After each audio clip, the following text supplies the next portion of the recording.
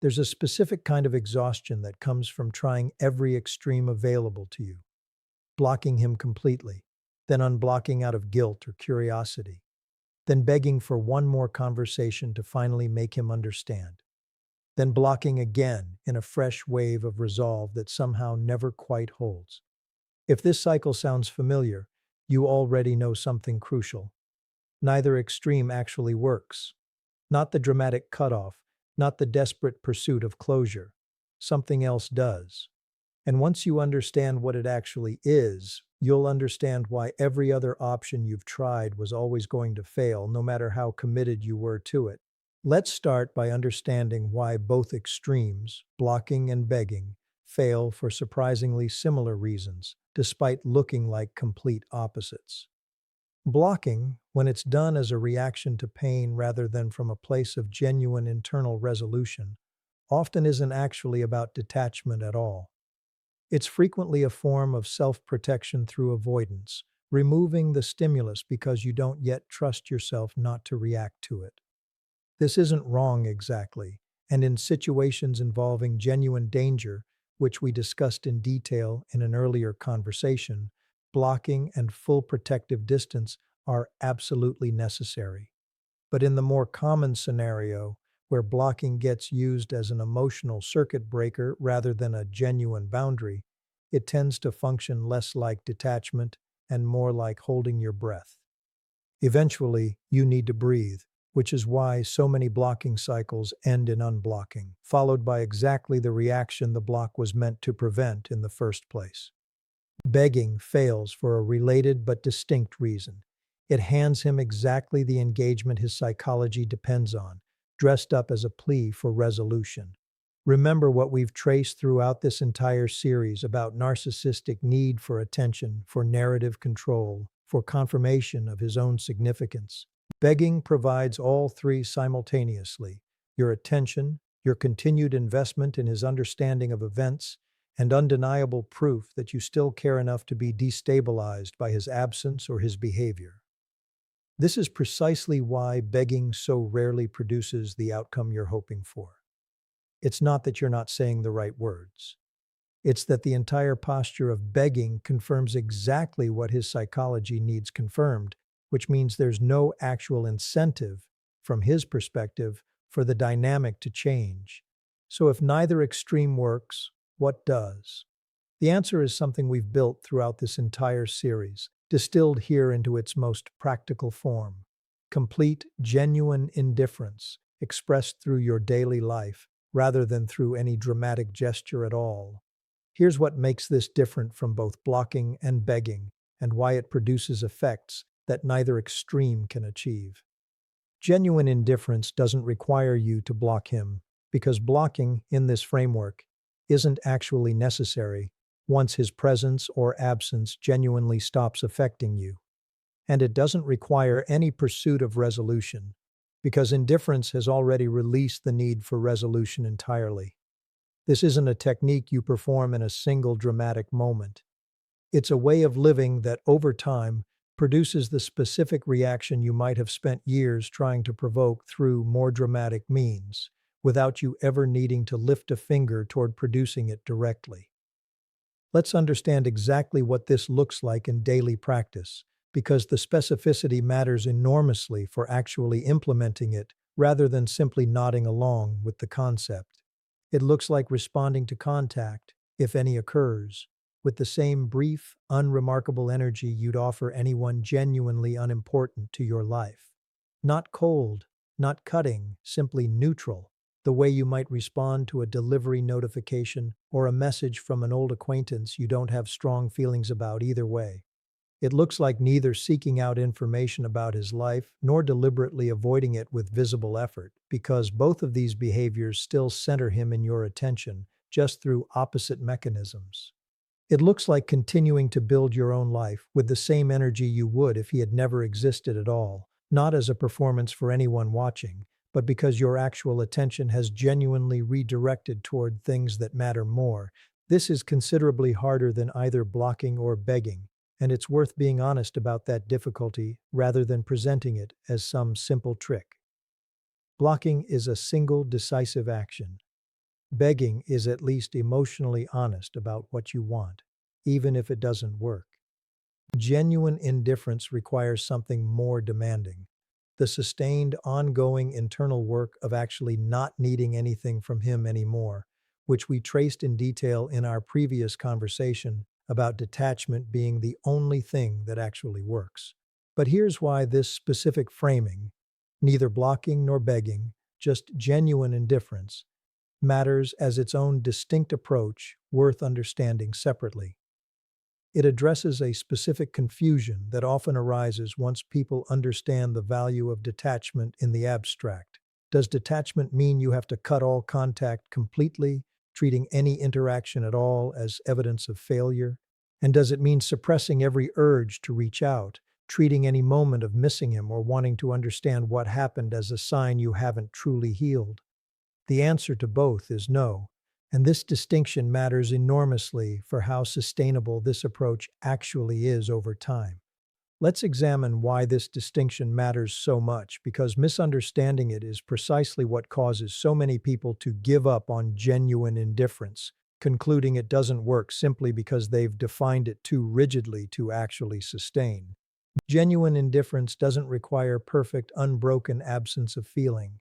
It doesn't require you to never think of him, never feel a flicker of old attachment when a memory surfaces, never experience a moment of curiosity about how he's doing. Remember what we established in our previous conversation about the difference between detachment and denial. Denial insists you feel nothing, which requires ongoing suppression and inevitably cracks under pressure. Genuine indifference allows whatever feeling actually arises, while simply no longer requiring that feeling to be resolved through any action toward him. This distinction is what makes the approach sustainable rather than another version of the brittle, performed calm that eventually collapses back into blocking then begging cycles.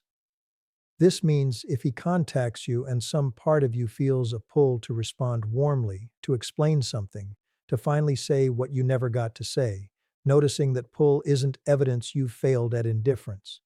It's simply information, evidence that some piece of the work we discussed, the grief, the self-trust, the alternative sources of meaning, still has further to develop.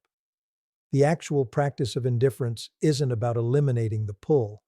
It's about not acting on it, responding instead with the brief, neutral energy we described, regardless of what's happening internally in that specific moment. This is worth understanding clearly because it changes what watching what happens actually means once you commit to this approach, which brings us to the second half of this conversation.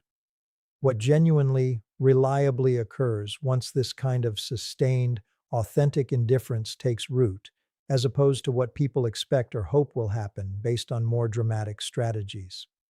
Here's the first thing that typically happens, and it rarely arrives quickly, which is worth stating directly because expecting fast results often leads people to abandon this approach before it's had time to actually work. In the initial period, his behavior often doesn't change much at all, precisely because your previous patterns of blocking and begging were themselves a form of engagement he'd grown accustomed to navigating. Genuine indifference, sustained consistently rather than performed briefly before reverting to old patterns, takes time to register as something genuinely different from his previous experience of you. What eventually shifts, once this consistency holds long enough, is something we traced in detail throughout our conversation about what happens inside a narcissist when you stay gone. His usual tools, the proximity testing, the manufactured vulnerability, the performed thriving, depend on producing a specific predictable reaction from you. Genuine indifference, precisely because it's not blocking, which he can interpret as anger, something to eventually work around, and not begging, which confirms his continued relevance, offers him something his psychological architecture has almost no framework for processing: complete unreadability, without the drama that would at least tell him something about your internal state.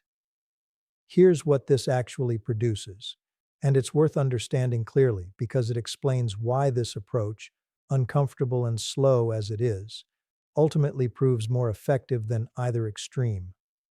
Blocking gives him a clear signal to interpret, even if that signal is rejection, something to grieve, rage against, or eventually attempt to work around through the tactics we've discussed throughout this series. Begging gives him continued confirmation of his relevance. Genuine indifference gives him neither. It simply continues, day after day, offering no information at all about whether you're angry, whether you're hurting, whether you're thriving, whether you even remember he exists in any significant way. This absence of information is precisely what tends to produce the crisis of relevance we've discussed extensively throughout this series, arriving considerably more reliably through sustained indifference than through any dramatic gesture, because he can eventually make peace with rejection. He can eventually stop testing a blocked door. What he genuinely struggles to make peace with is the ongoing, unresolved uncertainty of not knowing what your continued neutral, minimal engagement actually means about his significance in your life at all. Here's something crucial worth understanding about why Watch What Happens is an honest framing rather than a promise of some specific, satisfying outcome. What happens varies considerably depending on the specific person and specific circumstances, and it's worth being direct about this, rather than promising a guaranteed, dramatic reaction. Sometimes what happens is exactly what we traced in our conversation about narcissistic breakdown, genuine, visible destabilization, eventually surfacing through mutual connections or indirect channels. Sometimes what happens is considerably quieter. He simply, gradually stops attempting contact, redirecting his energy towards someone whose reactions remain more readable and more exploitable. Sometimes what happens is that months or years later, exactly the kind of resurfacing we discussed in our conversation about avoidant bonds occurs, carrying whatever genuine or performed reflection has developed in the interim. The honest truth, one worth sitting with directly, is that you cannot fully control or predict which of these outcomes occurs, and this uncertainty is precisely why building your approach around producing a specific reaction in him remains, ultimately, the wrong foundation, regardless of which specific tactic you're using to try to produce it. The reason genuine indifference works better than blocking or begging isn't that it guarantees a satisfying dramatic collapse on his end. It's that it's the only approach that leaves you genuinely unaffected by whichever of these outcomes actually occurs. This is the piece worth understanding most clearly as we move toward closing this conversation. The value of this approach was never really about what happens to him. It's about what becomes available to you once you're no longer oriented, even subtly, even through the sophisticated tactic of watching for his reaction, around his internal experience at all. The most reliable, most consistent result of genuine indifference isn't a specific thing he does, it's the specific thing that happens inside you, the gradual, accumulating realization that you genuinely don't need to know what happens on his side of this equation at all in order to feel complete. Because here's what this understanding ultimately needs to lead toward, and it's worth being completely honest about it rather than leaving you with a technique still secretly oriented around producing his reaction, which would undermine everything we've actually built throughout this conversation and this entire series. The real measure of whether genuine indifference has taken root isn't whether he eventually breaks down, reaches out with genuine reflection, or fades away entirely. All three of these outcomes are things that could happen and are, in a real sense, outside your control. The real measure is something considerably more available to you directly, whether you find yourself checking for his reaction at all. If you're implementing the neutral responses, the absence of pursuit, the continued building of your own life, but you're still watching closely for signs that it's working, still hoping the next piece of news that reaches you will confirm his genuine suffering, still feeling a flicker of anticipation every time his name might come up in conversation. You haven't actually arrived at genuine indifference yet. You've simply found a more patient, more sophisticated version of the same underlying need for his reaction that begging expressed more directly. This is worth naming honestly, because it's the trap most likely to catch people who've genuinely understood everything we've discussed throughout this series, but who are still somewhere underneath the calm surface, hoping this new approach will finally produce the validation the others failed to deliver. Genuine indifference isn't a more effective strategy for the same underlying goal. It's the complete release of that goal altogether. This distinction matters enormously because approaching indifference as a clever, superior tactic for eventually getting him to feel what you want him to feel keeps you tethered just as completely as blocking and begging did, simply through a slower, quieter mechanism. So, how do you actually know the difference between genuine indifference and this more patient, sophisticated performance of it? Here's a practical way to check, one that circles back to something we established in our previous conversation. Ask yourself honestly, if you never received another piece of information about him again, ever, for the rest of your life, no news of struggle, no news of thriving, no eventual apology, nothing at all, would you feel exactly as complete as you do right now? If the honest answer is yes, you've likely arrived at something genuine. If the honest answer involves any hesitation, any sense that you'd need eventual confirmation of something in order to feel fully at peace, that's valuable, non-judgmental information about where the remaining work actually lives. Here's what's worth understanding about why this specific question matters so much as a diagnostic tool, rather than simply another piece of philosophical reflection. It reveals whether your current behavior, the neutral responses, the lack of pursuit, the continued life-building is actually expressing genuine internal freedom, or whether it's a strategy still oriented around an eventual payoff you haven't fully released wanting. Both can look identical from the outside. Both involve not blocking, not begging, simply living your life and letting whatever happens, happen.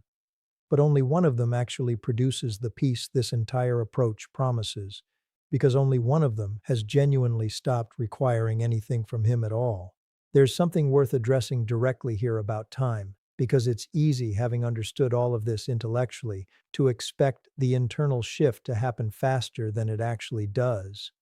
The gap between understanding this concept and genuinely embodying it can be considerable, sometimes measured in months, sometimes longer, and this gap isn't evidence of failure. It's evidence that genuine detachment, as we discussed extensively in our previous conversation, requires the accumulated work of grief, self-trust, and alternative sources of meaning to actually develop, rather than arriving instantly the moment you decide, intellectually, that this is the approach you want to take.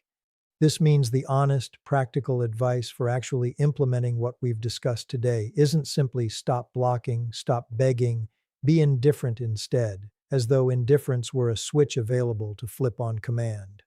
It's this: practice the external behaviors, the neutral response, the absence of pursuit, the continued building of your own life, consistently, even before the internal feeling of genuine indifference has fully caught up to match them.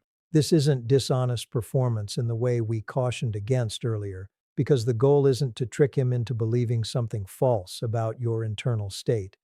It's to give your own nervous system repeated practice at the behavior you're trying to make natural, allowing the internal shift to develop gradually through repetition, the same way any new pattern eventually becomes automatic through sustained practice rather than through willpower alone in a single decisive moment.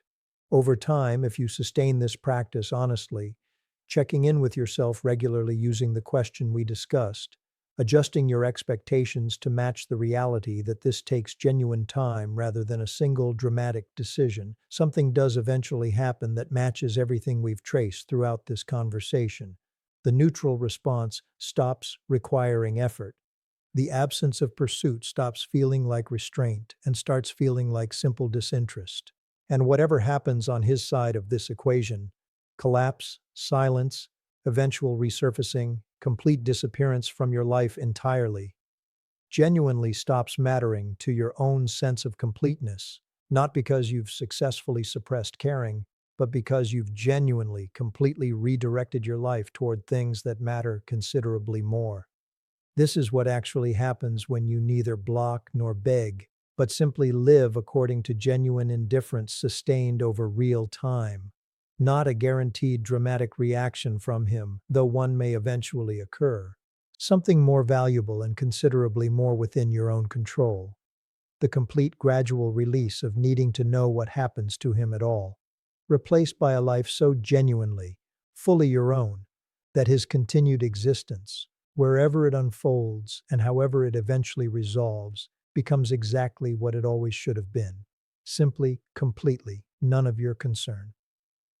Thanks for watching. If like this video, please like, share, and subscribe Mind Decoded for more.